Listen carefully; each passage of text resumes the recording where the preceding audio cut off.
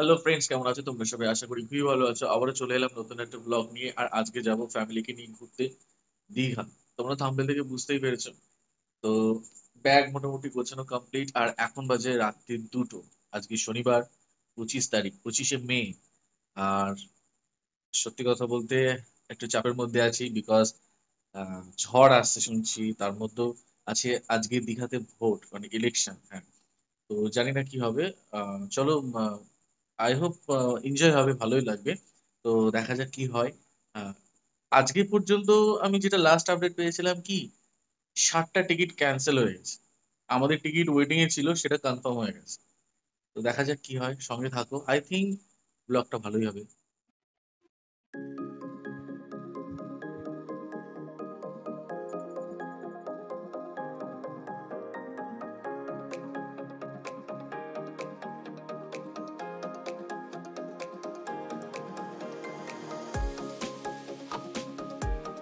গুছিয়ে বেরিয়ে পড়লাম এখন। প্রচন্ড গরমও লাগছে, আর রাস্তায় কেউ নেই, পুরো ফাঁকা। ঠিক আছে, চলো, খুব আনন্দ হবে, সঙ্গে থাকো। আর সমস্ত কিছু আপডেট তোমাদেরকে আমি অবশ্যই দেবো। 2:58 ট্রেন আছে বনগাঁ থেকে শিয়ালদা যাওয়ার, ওটা কিন্তু পৌঁছায় 5টা 5-এ। ঠিক আছে, ওখান থেকে আমাদের হাওড়া স্টেশন যাবো, আর হাওড়া থেকে আমাদের ট্রেন আছে। তো চলো, যেতে যেতে কথা হবে।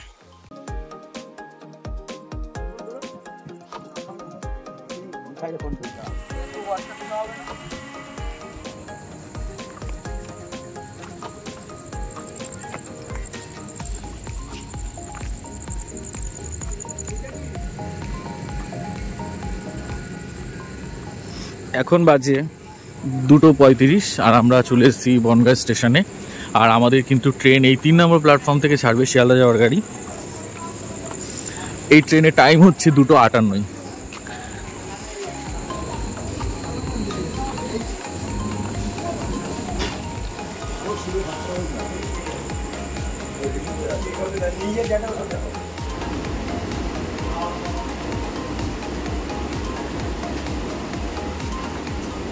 আমাদের এই যে ট্রেনটা আছে, এইটা টোটাল 23টা প্ল্যাটফর্ম ক্রস করে, বনগাঁ শিয়ালদা অ্যাড করে টোটাল 23টা প্ল্যাটফর্ম ক্রস করবে। এবং এই ট্রেনটা শিয়ালদায় যখন পৌঁছাবে তখন 5টা 5।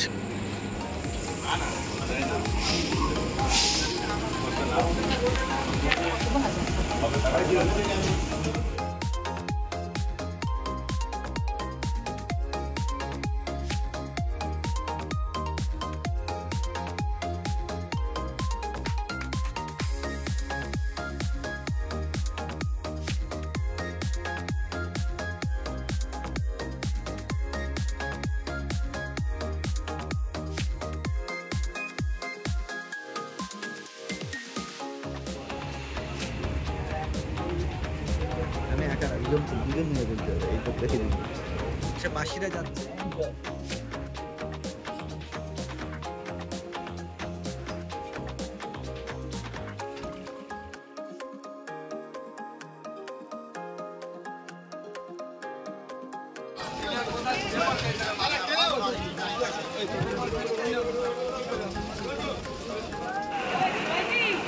দেখতে দেখতে আমরা শিয়ালদা স্টেশনে পৌঁছে গেলাম। আর এখন বাজে হচ্ছে 5টা 10। আমাদের 5টা 5-এ ছিল, তাই 5 মিনিট লেট হয়েছে। চলো, এখন আমরা যাচ্ছি। দেখতে পাচ্ছি সঙ্গে আমার ভাইরা রয়েছে পেছনে। বাসে উঠে পড়েছি হাওড়া যাওয়ার জন্য।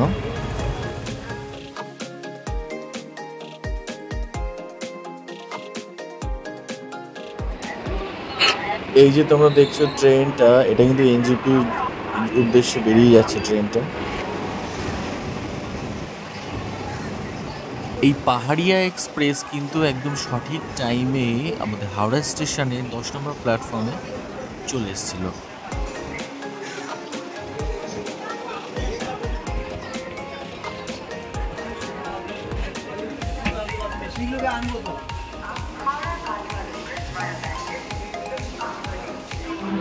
আমাদের ট্রেন ছাড়ার অ্যাকচুয়ালি টাইম ছিল 7টা 50, এখনও 8টা 5 হয়ে গেছে, এখনও পর্যন্ত ট্রেন ছাড়েনি। জানি না কখন ছাড়বে, ট্রেন অলরেডি লেট আছে।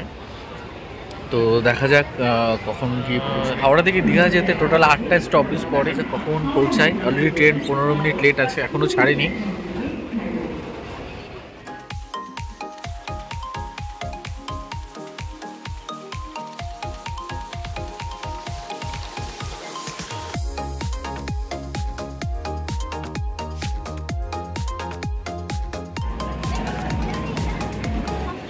দেখতে দেখতে আমরা দীঘা স্টেশনে পৌঁছে গেলাম।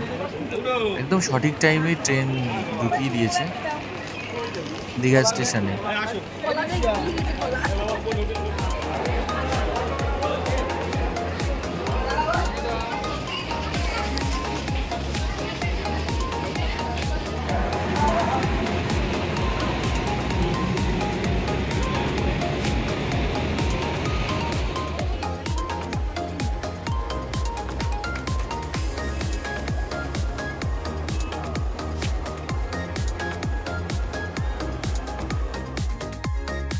আমরা হোটেল নিয়েছিলাম নিউ দীঘাতে, পিভি ইন্টারন্যাশনাল হোটেল।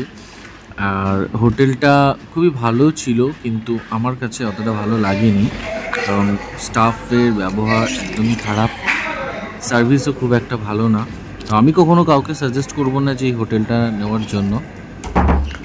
এই হচ্ছে আমাদের রুম, এখানে চাবি কিরিং আর পুরো সিলিং আছে, এখানে উইন্ডো এসি আছে, এখানে মিরর,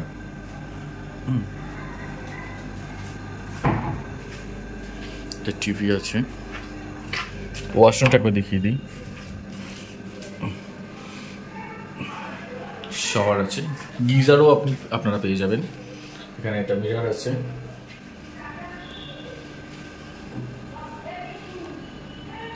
এখানে আপনারা একটা বেসিন পেয়ে যাবেন, আর এখানে একটা ছোট ব্যালকনি আছে।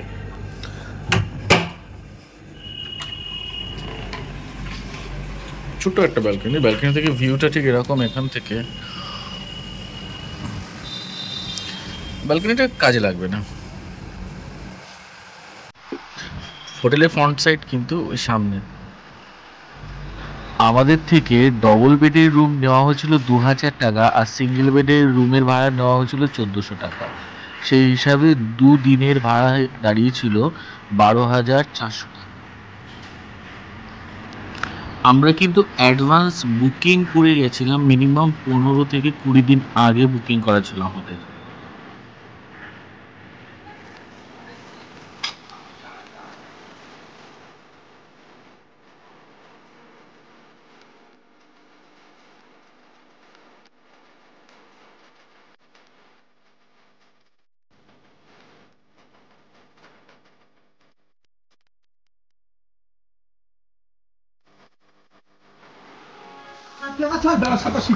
আমি বাড়ি যাই আমার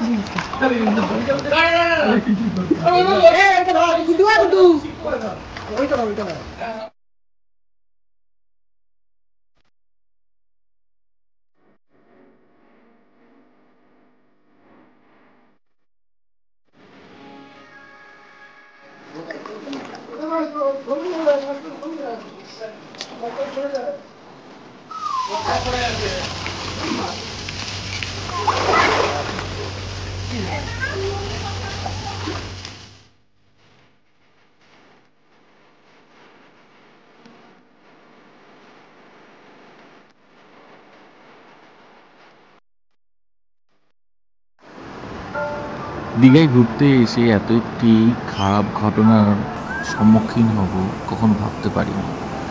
সেই দিনের খারাপ ঘটনার সাক্ষী হয়ে থাকলাম নিজের চোখে দেখা এক ব্যক্তিকে। এই যে তোমরা দেখছো, এই ব্যক্তির সোদপুরের ব্যক্তি। সকাল 6টায় স্নান করতে নেমে তলিয়ে যায়। 1 ঘন্টা ধরে চেষ্টা করার পর তবেই বডিটাকে উদ্ধার করা গেছে। সন্ধে 6টার সময় সেই বডিটাকে তোলা হয়েছে। দীঘায় ঘুরতে এসে আবার এক মায়ের কোল শূন্য হয়ে গেল। আর তোমরা যখন আসবে নিজেদের খেয়াল রাখবে এবং ঘোড়াটাকে ঘোড়ার মতো করে মজা করবে। তোমাদের কাছে অনুরোধ করছি, মদ পান করে তোমরা সমুদ্রে এইভাবে স্নান করতে নেবো না।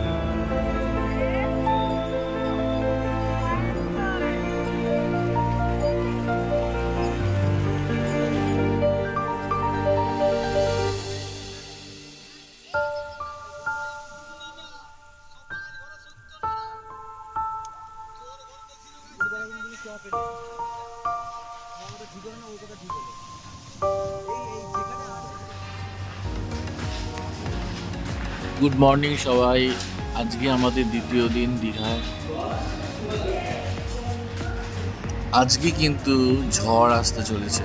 হ্যাঁ, চারিদিকে আমাদের রেড অ্যালার্ট জারি করা আছে দীঘাতে। তাও আমরা গেছি বিচের ধারে ঘুরতে। চলো তোমাদেরকেও সঙ্গে করে নিয়ে যাই, তোমরাও দেখো কতটা কি হচ্ছে।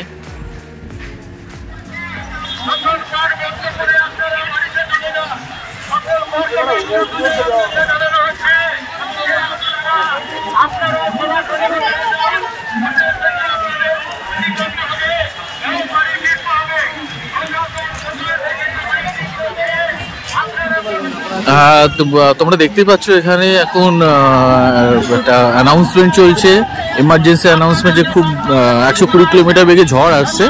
আর এখানে মাইকিংও হচ্ছে যে ইমিডিয়েটলি যেন আমাদের এই দীঘার যে নিউ দীঘার বিচটা যেন খালি করে দেওয়া হয়। এবং শুধু খালি করে দেওয়া না, তার সঙ্গে সঙ্গে কিন্তু এখানে যে সমুদ্রের পাশ দিয়ে যে হোটেলগুলো তোমরা দেখতে পাচ্ছ, এই হোটেলগুলোও কিন্তু ইমিডিয়েটলি খালি করে দেওয়ার জন্য অনুরোধ করা হচ্ছে। তোমরা দেখতে পাচ্ছ প্রত্যেক মানুষ কিন্তু এখান থেকে খুব তাড়াতাড়ি ইমিডিয়েটলি খালি করে দিচ্ছে।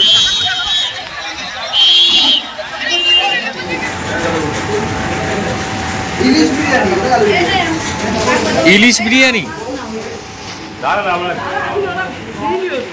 আমি জানি বাবা, আমি জানি।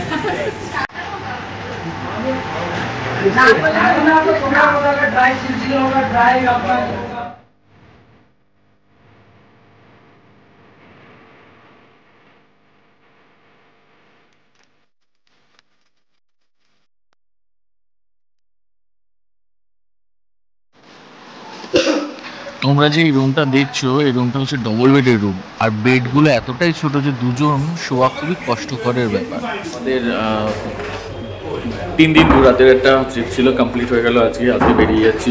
আমাদের ট্রেন বুক করা ছিল, ট্রেন ক্যান্সেল করে দিয়েছে। আজকে আমরা বাসে যাব। তো চলো, আমরা এখন যাব বাস স্ট্যান্ডে। সকালবেলায় গিয়ে কিন্তু অলরেডি আমাদের বাসের টিকিট বুক করে নিতে হয়েছিল, কারণ যেহেতু আমরা 13 জনা ছিলাম ওই জন্য।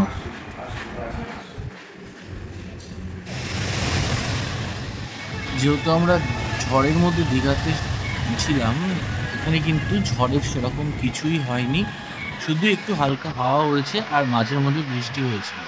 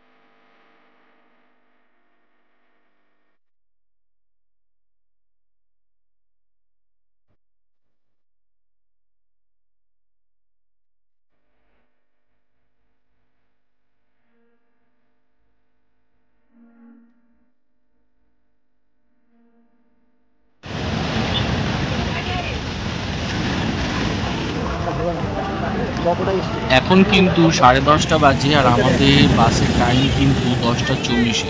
তো চলো যাওয়া যাক বাসের ওখানে। আশা করি বাস এতক্ষণ দিয়ে দিয়েছে। এই হচ্ছে আমাদের বাস। বাস ভাড়া কিন্তু আমাদের থেকে 205 টাকা করে নিয়েছে দীঘা টু হাবড়া। আমাদের বাস কিন্তু 3টের মধ্যে বারাসাতে ঢুকে গেছে। সবাই সুস্থ থেকো, ভালো থেকো। আবার দেখা হবে নতুন একটা ব্লগের সঙ্গে। Tata, bye bye.